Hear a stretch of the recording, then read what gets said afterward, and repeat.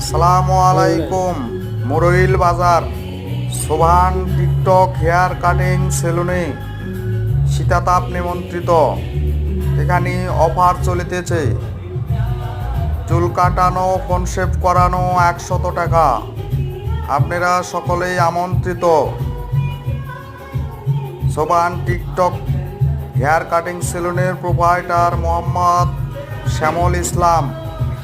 স্থান মুরইল বাজার মসজিদ মার্কেটের সামনে শ্যামলী কাউন্টার। আসসালামু আলাইকুম।